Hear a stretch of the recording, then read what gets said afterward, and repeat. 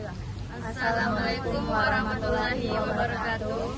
Perkenalkan, kami kelompok 1 akan memperkenalkan diri masing-masing. Saya sendiri Alfaridi dengan NIM G0312147. Dan saya Nurfadila Ihsan, NIM G031241003. Saya Alicia Citra Nurfawazi dengan NIM G031241005. Saya Ikhfani Maulaya dengan NIM G031241007. Saya Adil Saputra dengan NIM G031241001. Dan kami dari ITP.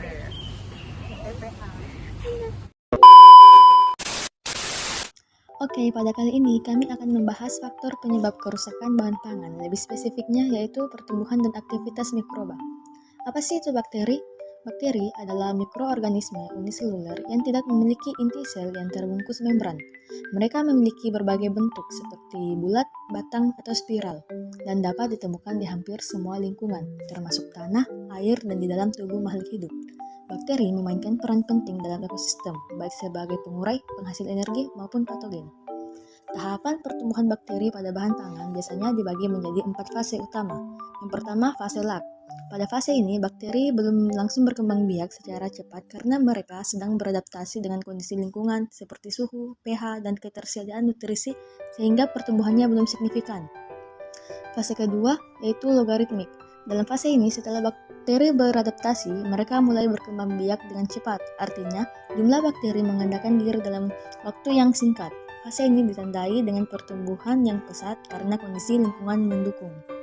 Yang ketiga, fase stasioner. Pada fase ini, laju pertumbuhan bakteri mulai melambat dan mencapai titik keseimbangan antara laju pertumbuhan dan laju kematian.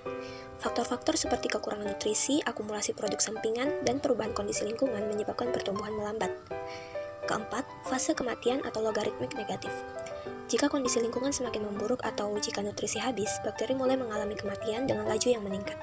Dalam fase ini, jumlah bakteri yang mati melebihi jumlah bakteri yang baru terbentuk, sehingga populasi bakteri menurun secara signifikan. Selanjutnya ada faktor-faktor yang mempengaruhi pertumbuhan mikroba.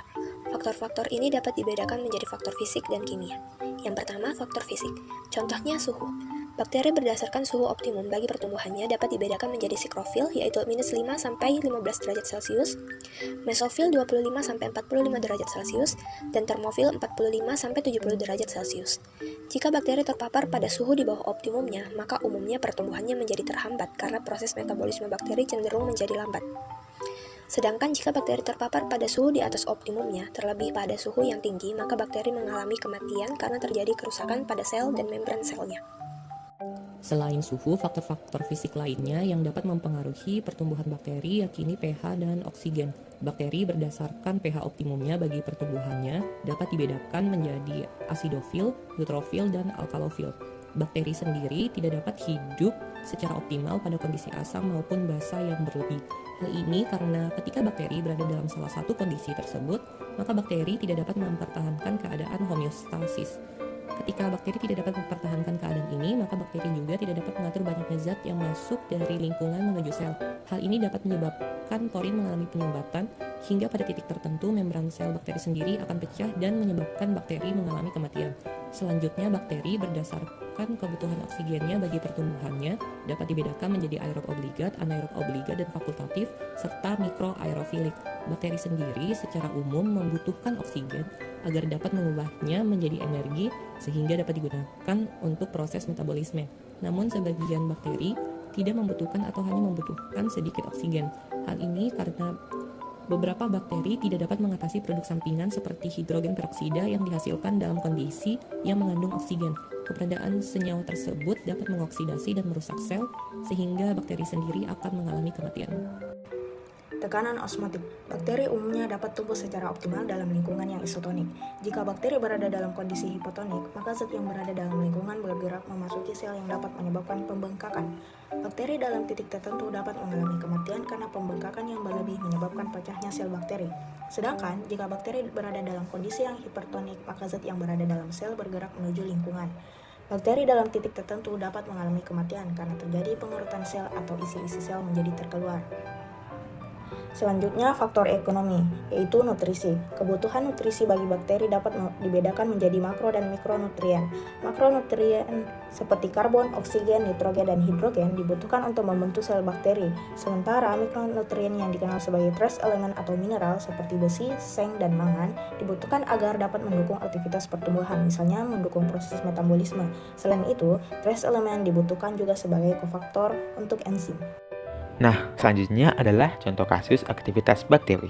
Kali ini saya akan memberikan contoh aktivitas bakteri dalam pemanfaatannya di bidang bioteknologi. Contoh kasusnya yaitu pembuatan yogurt. Yogurt dibuat melalui proses fermentasi susu dengan bantuan bakteri Lactobacillus dan Streptococcus thermophilus. Bakteri ini mengubah laktosa dalam susu menjadi asam laktat yang memberikan tekstur dan rasa unik pada yogurt. Nah, manfaatnya, selain memberikan rasa dan tekstur, bakteri probiotik dalam yogurt juga memiliki manfaat kesehatan.